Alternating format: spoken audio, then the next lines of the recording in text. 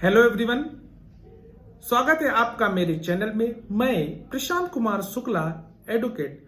साथियों, आज के वीडियो में हम लोग बात करने जा रहे हैं राजस्थान हाई कोर्ट का एक और इम्पोर्टेंट लेटेस्ट जजमेंट के बारे में, जो कि 14 मार्च 2023 में धारा 498A, 406 और 323 के मामले में आया है। इस जजमेंट में पति को एक नहीं टोटल 4 खुशियां मिलती हैं। जानते हैं कि यह मामला क्या था। अगर आप मेरे चैनल में पहली बार हैं तो चैनल को जरूर सब्सक्राइब कीजिए, जिससे कि वीडियो का सबसे पहला नोटिफिकेशन आपको देखने को मिले। और अगर आपका कोई क्वेरी है तो दिए गए जरूर कमेंट बॉक्स में जरूर पूछिएगा। तो चलिए शुरू करते हैं। सबसे पहले जानते हैं ये मामला क्या था। इसमें जो व्यक्ति था उसने राजस्थान हाईकोर्ट में एक सिविल रिट पिटीशन दायर करता है। क्यों? क्योंकि उसकी एक नौकरी लग जाती है। किस पद पे? कांस्टेबल के पद पे। लेकिन जब ये पता चलता है कि उसके ऊपर एक एफआईआर दर्ज कराई है उसकी पत्नी ने 498A, 406 और 323 में, जहां उसका सिलेक्शन हो जाने के बाद, उसकी ज्वाइनिंग होने के बाद में उसको जब जांच होती है उसको उस पद से निकाल दिया जाता है। तो उसी ऑर्डर के खिलाफ जो व्यक्ति होता है, जो पति होता है, वो एक civil writ petition Rajasthan high court में दर्ज करता है।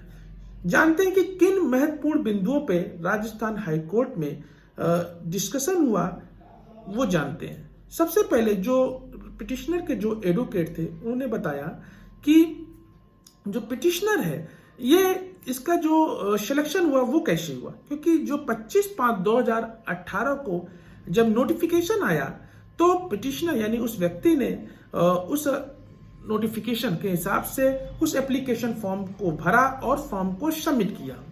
एक्चुअली पिटिशनर एक मेधावी पात्र था, एक होनहार था, जिसके आधार पर उसका सिलेक्शन हो जाता है। 26/9/2018 में उसको एक अपॉइंटमेंट लेटर को ऑर्डर उसका नियुक्त किया जाता है। फिर जो डॉक्यूमेंट वेरिफिकेशन होता है उसमें भी पिटिशनर को पूर्णतः सही पाया जाता है, जिसके बाद उसको सेवाओं में शामिल होने की अनुमति दी जाती है। फिर जो याचिकाकर्ता यानी कि पिटिशनर होता है वो शामिल होने से पहले ये बताता है कि उसकी पूर्व पत्नी यानी कि जो उसकी वाइफ है वह उसके खिलाफ एक शिकायत, एक कंप्लेन, एक एफआईआर दर्ज कराती है। किस धाराओं में? 498A, 406, 323 आईपीसी के धारा में। ऐसी शिकायत के अनुसार बाद जो पिटिशनर होता है, जब 1/8/2018 को जब एफआईआर दर्ज होती है और 25/9/2018 को जब चार्जशीट यानी कि आरोप पत्र दायर किया गया था, ऐसा पाए जाने पर प्रतिवादी यानी कि पिटिशनर को यानी कि जो ने राजस्थान में सिविल सेवा यानी कि डिप्टी कमिश्नर हेडक्वार्टर ने उसको उस पद से निकाल देता है, उसको उस पद से हटा देता है।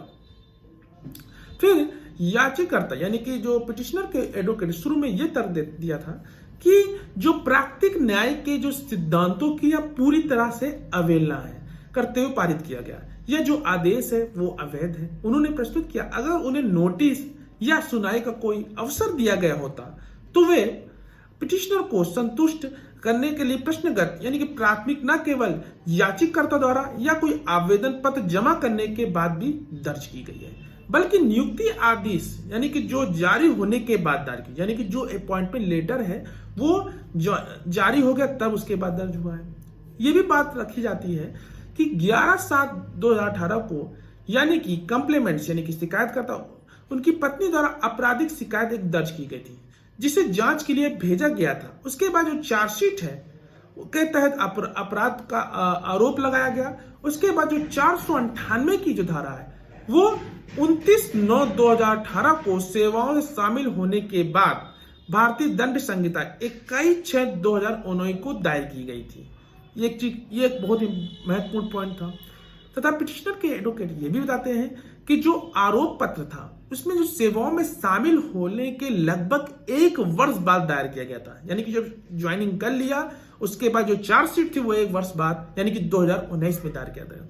यह भी तर्क दिया गया कि उनके खिलाफ लगाए गए जो आरोप है वो नैतिक अधमता की श्रेणी में नहीं आते हैं और विचाराधीन शिकायत को निपटाने के लिए बदलने की भावना से दायर किया गया था। इसका याचिकाकर्ता उसकी पत्नी के बीच क्योंकि वैवाहिक संबंध खराब हो गए थे।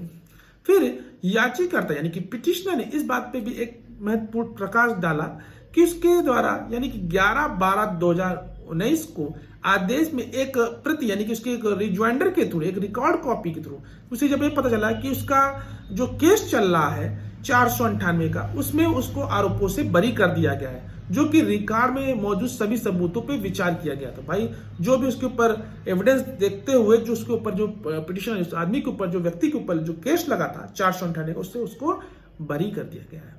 फिर पिटिशनर यानी कि याचिकाकर्ता ने आगे ये भी तर्क दिया कि याचिकाकर्ता को रोजगार से बाहर निकालने के जो कंप्लेनेंट यानी कि जो उसके अपोजिट पार्टी है यानी कि उसकी पत्नी की एक कार्रवाई मनमाना है, क्योंकि उसे हटाने के पीछे का कोई कारण या तर्क कोई नहीं था, खासकर जब उसके खिलाफ आपराधिक मामला उसके पक्ष में तय किया गया हो। दूसरी चीज, ये सब बात बहुत ही ज्यादा इंपॉर्टेंट थी, ये सब कोर्ट एनालाइज कर रहा था।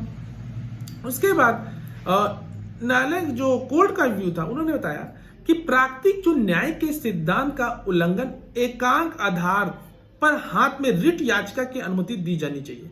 यह जानकारी होती है, कोर्ट का व्यू था कि विधिक रूप से चुने गए सरकारी सेवाओं में के लिए एक कर्मचारी को प्रतिवादी द्वारा कानून के पहले और सबसे महत्वपूर्ण सिद्धांत आरडी एल्ट्रम पार्टम की अवहेलना करते हुए निष्कासित कर दिया गया।